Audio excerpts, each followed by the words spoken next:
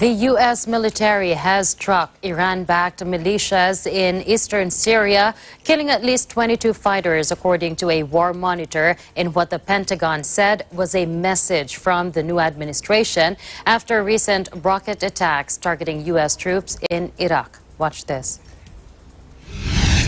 I know that Mr. Kirby has provided you with some information on the strike that we conducted this evening, and there's not much more that I'll be able to add at this point, other than the fact that we're confident in the target that we went after. We know what we hit,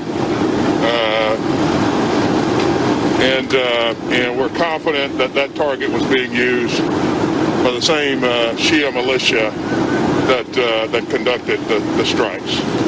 It was my recommendation. We said a number of times, we will respond on our timeline. And let me just finally say that I'm really proud of the men and women in our force who carried out the strike.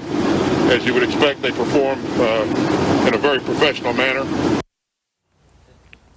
In its first military action against Iran-linked groups since Joe Biden became president, the Pentagon said it had carried out airstrikes on Thursday at a Syria-Iraq border control point used by Iran-backed groups, destroying multiple facilities. At President Biden's direction, the U.S. raids targeted infrastructure utilized by Iranian-backed militant groups in Eastern Syria, spokesman John Kirby said in a statement. He said these strikes were authorized in response to recent attacks against American and coalition personnel in Iraq and to ongoing threats to those personnel.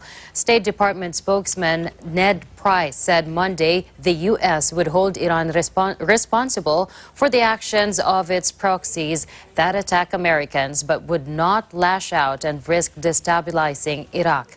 Kirby called Thursday's strike proportionate and said it was conducted together with diplomatic measures, including consultation with U.S. partners in the anti-IS coalition.